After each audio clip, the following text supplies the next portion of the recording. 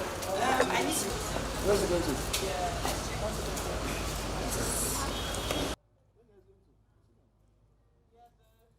It's wet. Yeah, no. Hamad, nobody's here. My interview has started. No. Is he not inside? Call him, I think please. he's inside. The Yeah. videographer guy. I think he's inside. Joshua. Yeah, are you guys?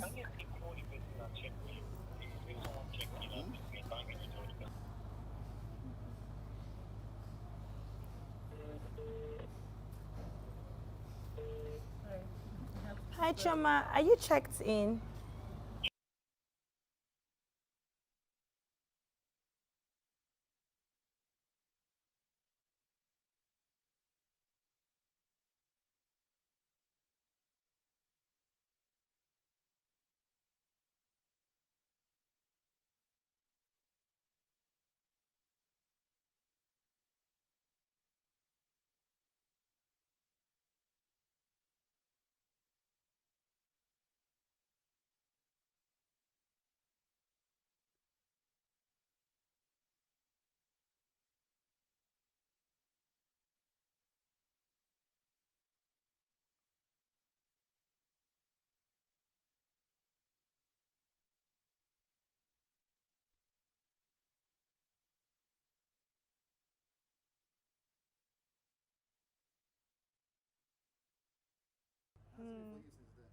It's been incredible, honestly. It was almost like I was in a box, and then I came out to so many amazing things, so much good news, so much congratulations, just so much emotion, and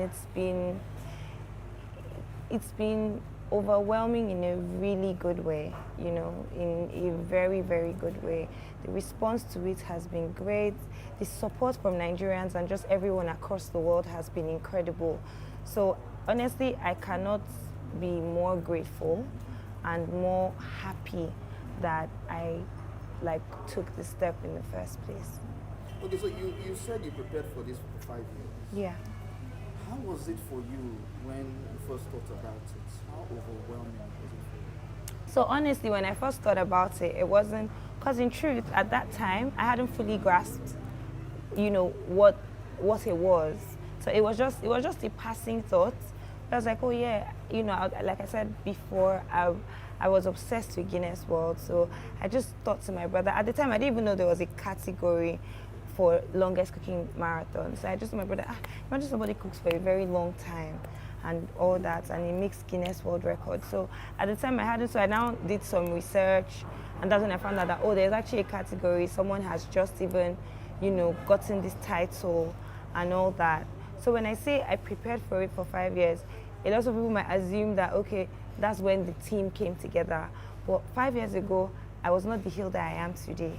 You understand? 5 years ago, I didn't have a brand, I didn't have a restaurant, I didn't have the financial capacity to fund something like this.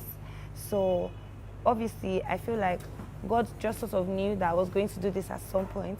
So he needed to prepare me. He needed to put me in the position to meet the right kinds of people that would be able to now come together to make this dream a reality. So I thought about it 5 years ago, but then it wasn't the right time. So I still had to go on the journey of self-discovery as well before I got to this point where I could now confidently say, I'm ready to do this. I can afford to pay for it, and I have the right team that would come together to make it happen. So with all of this that happened, did you expect the level of support you got? Oh, definitely not. Honestly, even when I thought that, this was going to be successful, I did not see it in this grand global scale. And if I say, I saw it this big, I would be honestly lying. You understand? I just knew that, okay, this is a good initiative. It's a really amazing experience I'm trying to create. And I think it's a very good thing to do. It's going to be good for my brand. It's going to be good for my legacy. And it's going to help propagate Nigerians in a good light and propagate Nigerian recipes. And I was just like, you know what, I'm just going to run with it. So even while doing this, I understood that there's a possibility that it might not take. So I might do all this and, people might not resonate with it the way I want them to or the way I expect them to. But honestly, when I thought about that, that was still okay. Like I was still willing and ready to make that sacrifice. And that's how I knew that, it's really the will of God for me to do this. So I'll just run with it. But how did your childhood frame the person you are today? So I had a very interesting childhood. My mother is very loving. And for the longest time while we were kids, she sort of shouldered the responsibility of us, somewhat single-handedly. But that's not my takeaway. It was more the fact that even when my mother didn't have the means, she always wanted the best. So she always wanted the best for her kids. She always wanted the best for her customers. I remember my mother tossing a whole pot of edikaikong soup that she made for sale at her shop, because the staff had put in a little bit too much salt. And then another time it was that the vegetable wasn't cut the right way. So, and she was making a loss, but she was just always all about whatever the turnout is, like whatever is worth doing is worth doing well.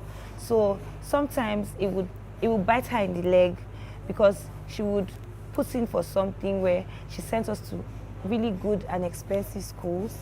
And sometimes the question is, you sell food under a canopy. Like, how are you paying for your children to go to these kinds of schools? But she just knew that she didn't want the life that she had for her children. She wanted to give us a better opportunity to at least make it, like a better fighting chance to make it.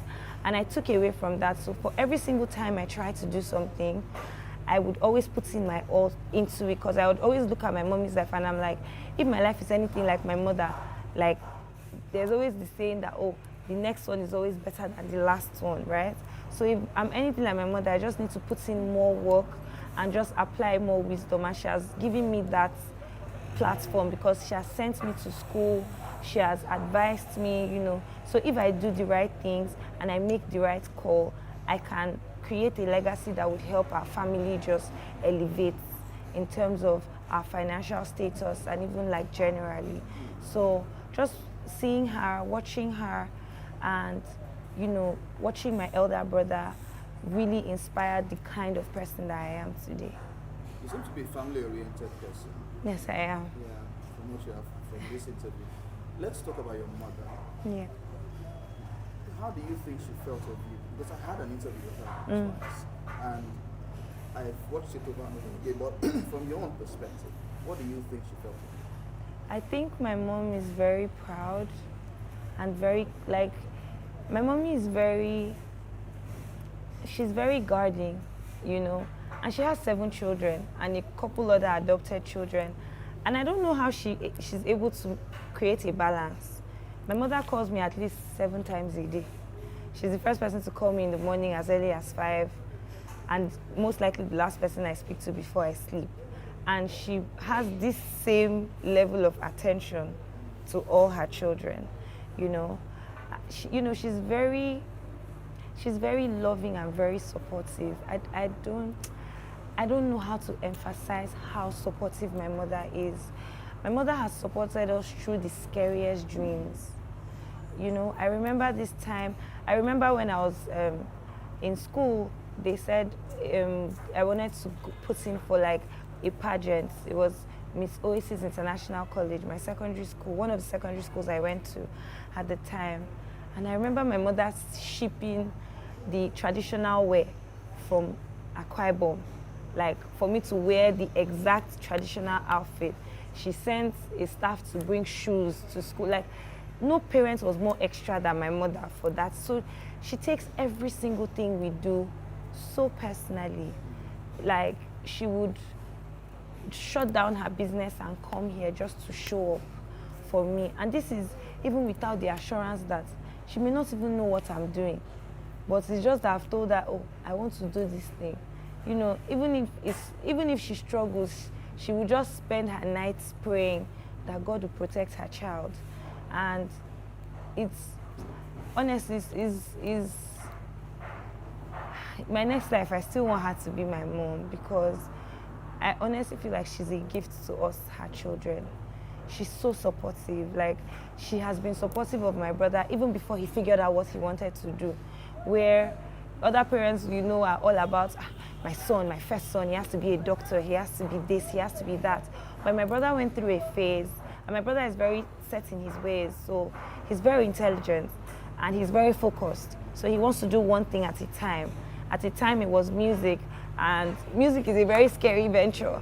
But I remember my mommy buying tickets to a show that my brother wanted to, you know, perform at, and buying him his first Yeezy boots, and trying to make sure he got the best outfits put together.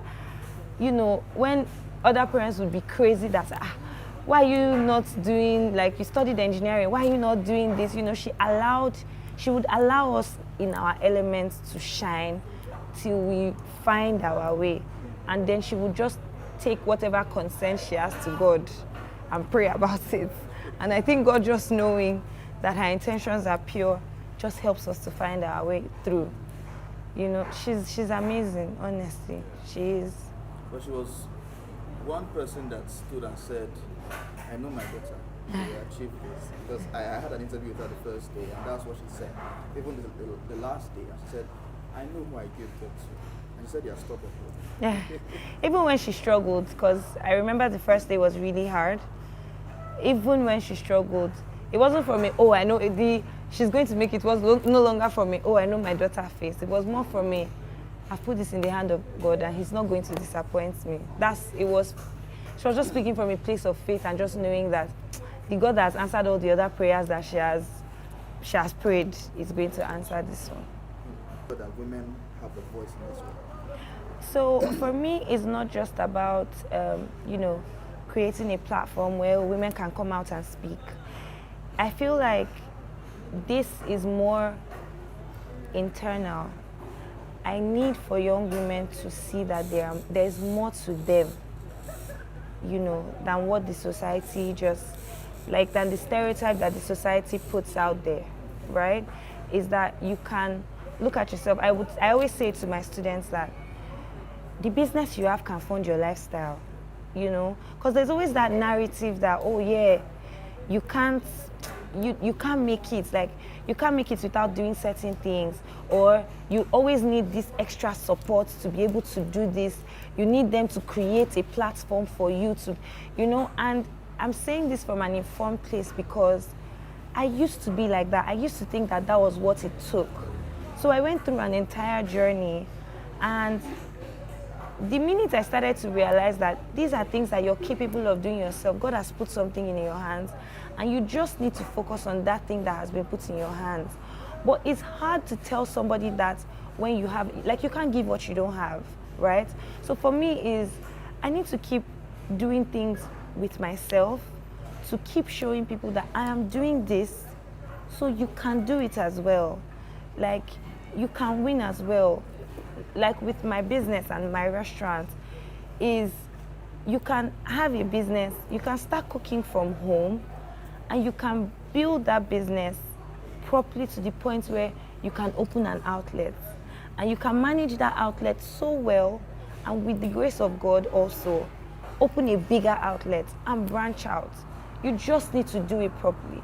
You cannot just sit down and wait, you know. You need to do your due diligence. You need to read books. I feel like it's important that people understand that it takes a lot of work, but you have to be willing to do the work to make the difference.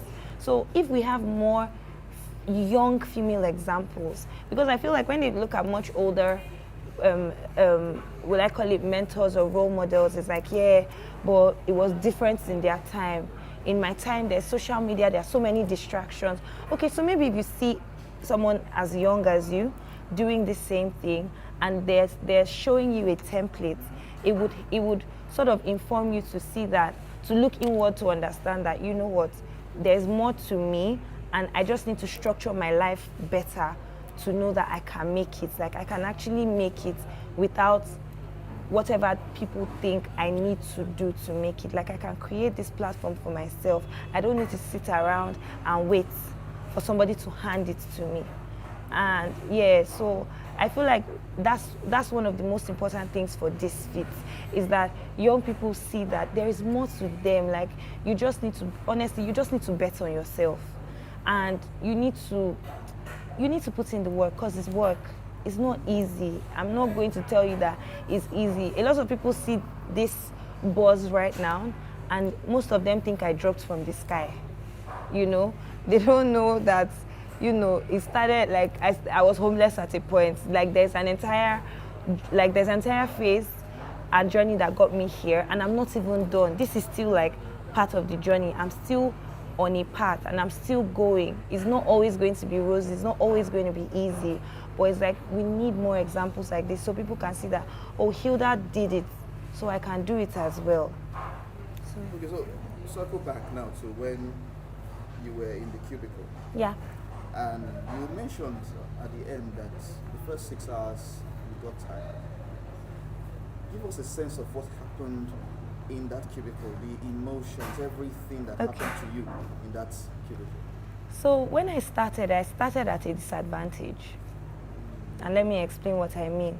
Now, during the main event, I was up at 5, could barely sleep in the night because I was anxious.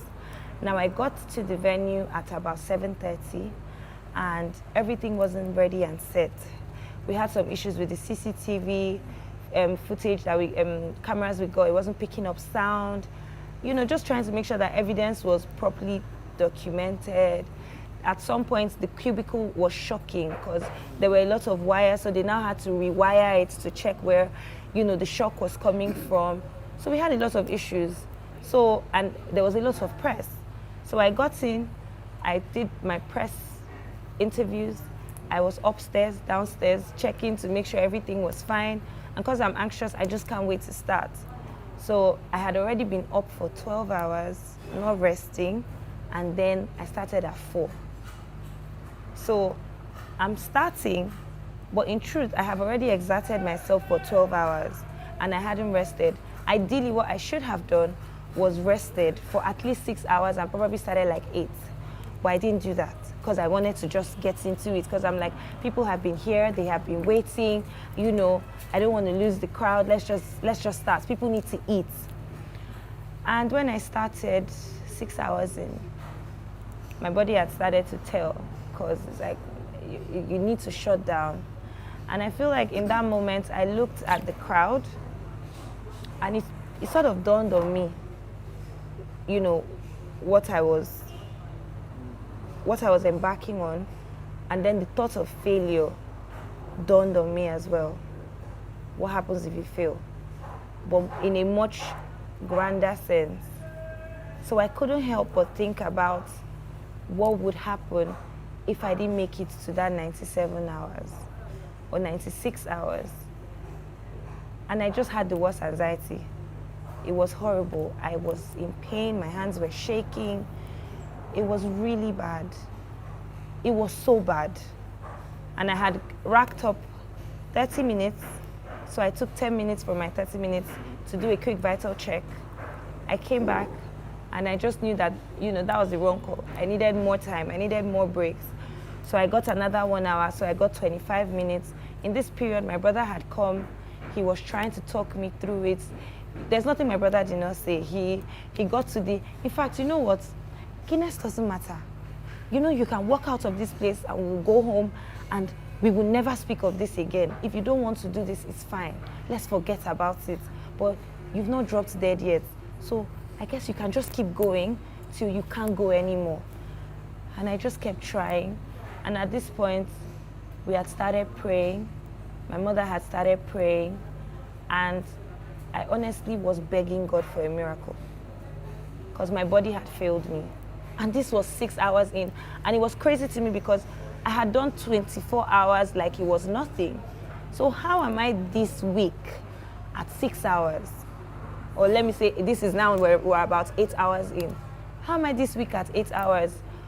Honestly, I was saying that if we had a betting company on board at the time, they would have made so much money, because on that day, everybody that had seen me at that time would have gone straight to place their bets that I wasn't going to make it, because even I didn't think I was going to make it. So I honestly just I begged God for a miracle. And he honestly sent me a miracle. Because I had such a low, I was in tears. I don't know if we have a footage of it. I will ask the editors. But I was in tears. And I was just cooking while in tears and just trying to do as much as I could. And then I threw up and my eyes opened. And it was such a low that I now had such a high.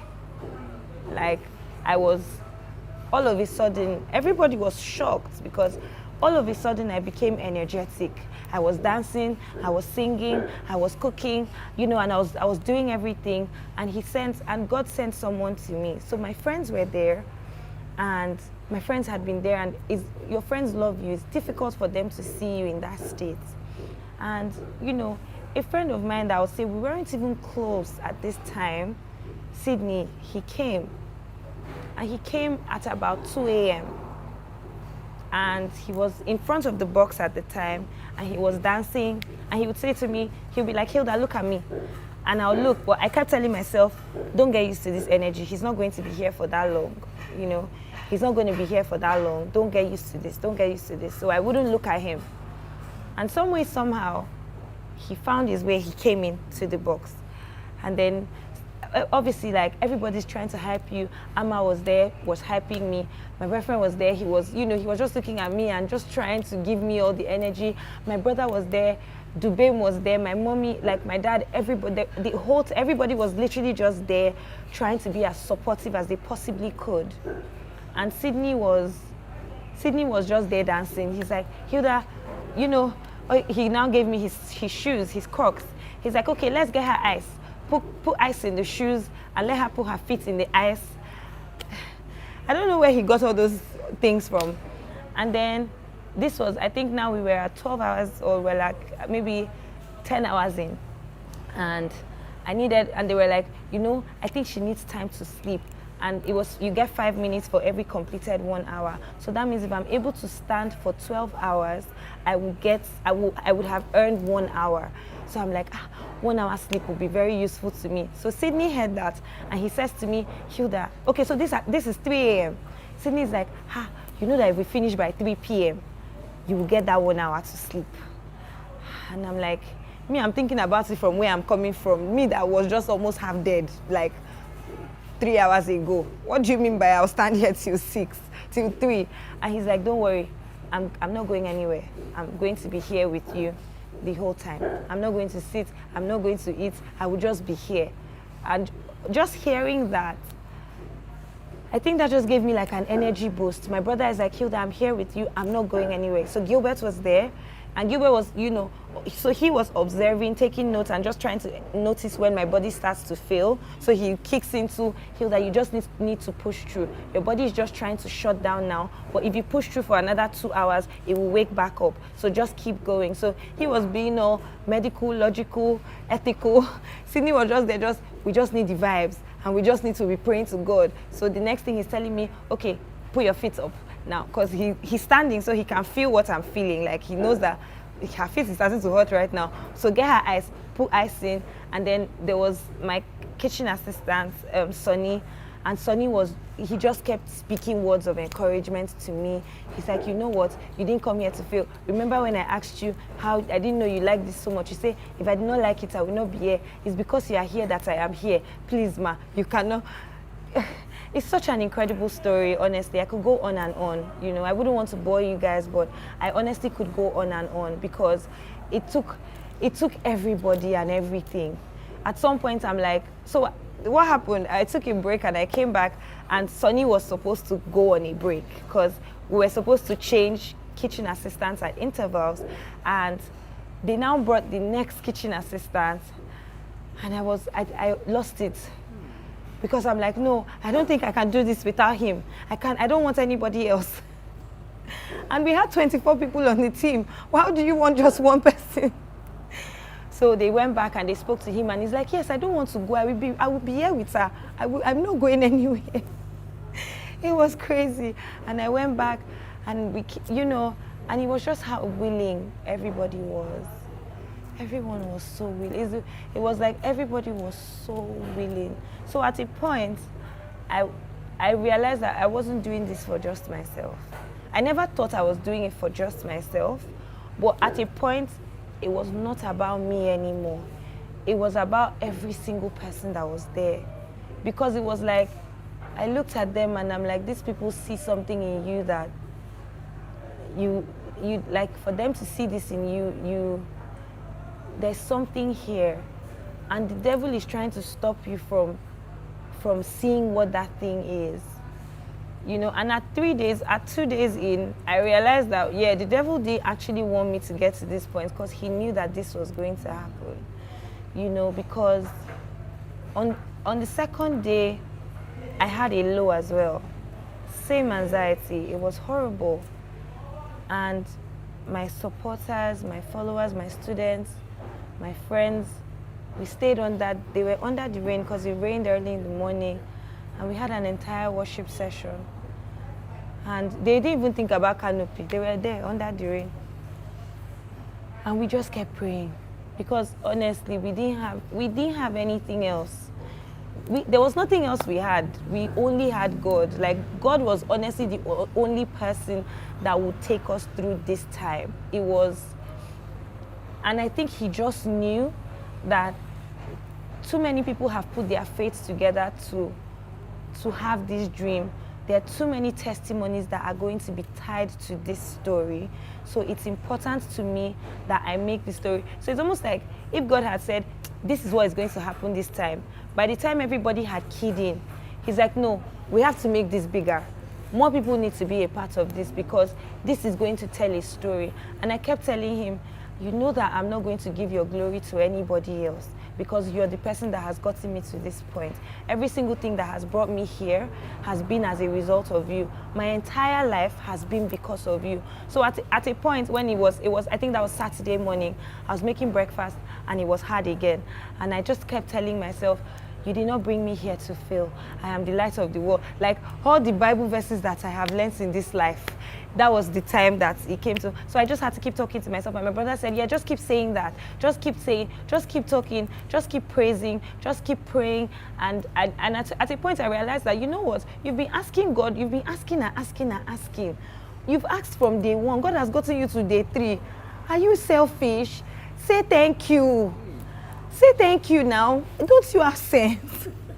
And I'm telling you, it was almost like I was having an entire conversation with the Holy Spirit while this whole thing was happening. So it's like, Hilda, stay. So it's the way everybody is telling me, Hilda, stare. You need to keep staring. While I'm sleeping and working, they just keep ordering me, okay, now you're making coconut rice, so you need to stare so that they know that you're doing something. Now move to the next spot. Because I would have like 3 hours where I'm half asleep. So while I'm half asleep, I still need to keep working. So it's like my body is on autopilot. So it's like Sydney, Harmony, Gilbert, Dami, like everyone, everyone is now just going on and on. Like my Lola, Sonny is like, oh, Hilda, stay, so go to the next spot now. Oh man, no, that's Maggie. You just carried oil. You need to pick vegetable oil now. You just took water. Your hand is on the fire. Remove your hand from the fire. So while they're doing that, it's like the Holy Spirit is telling me, you're just asking God, tell him thank you, say thank you. So it's like I'm now praying, oh Father, thank you for where I am, thank you for getting us to this point. Father, whatever happens from here, I will still glorify your name. I will still and I'm just grateful. So from day 3, it was now more, we just need to keep giving thanks to God, because the God that has gotten you here is going to get you to the end. And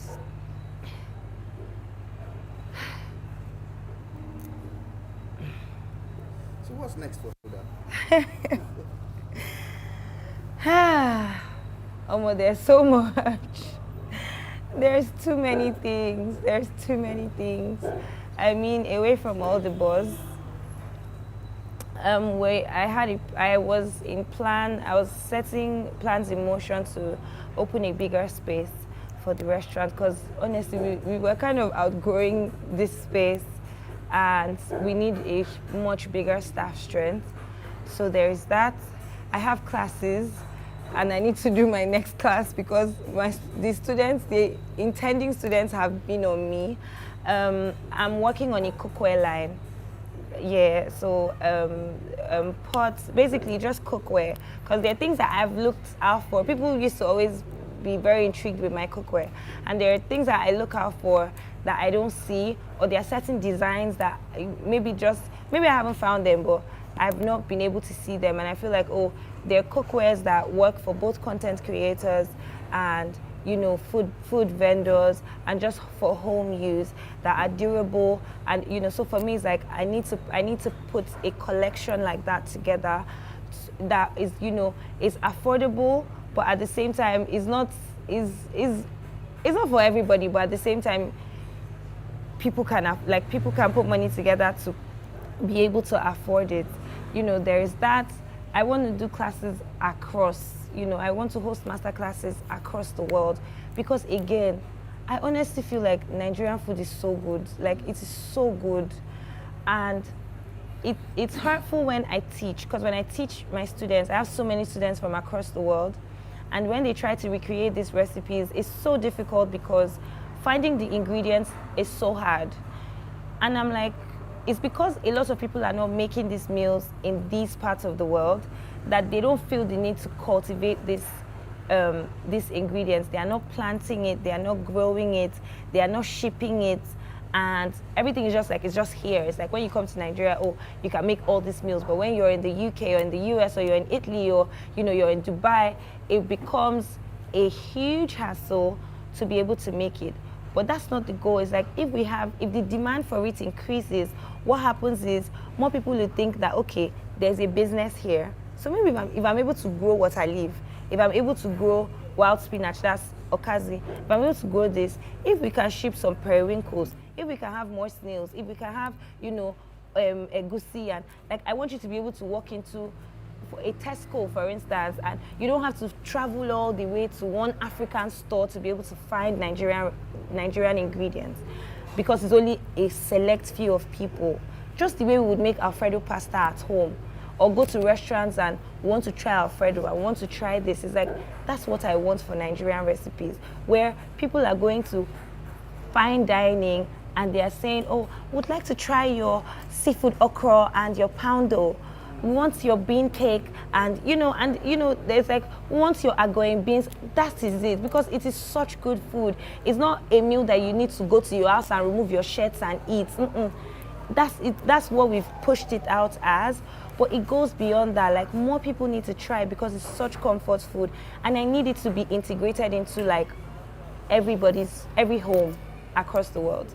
So whatever it takes for me to achieve that is definitely what I'm doing. Obviously, I want to work with brands, because in truth, there are quite a number of brands that I've looked forward to working with, not just because I want the name, or I'm working with this brand, or I'm signed to this brand. It's because I have so much value to add to the brand. There are so many things where I feel like, oh, there are products and then there are solutions that we can come together to create, to build an ease of service and ease of use. Because again, I'm a consumer, I'm a very heavy consumer. So I know that, my insight is going to be very useful.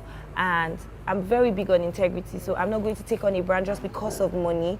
It's more, I know that there's value that I can bring to this brand, and there's a value that this brand can also bring to the people that I need to share them with. So there's that as well. Obviously, there's a lot. There's actually so much. Thank you very much, Hilda. Thank Your you. testimony is just inspiring. Thank you you very much. Thank you. Thank you so much for having me. You were good. Fantastic.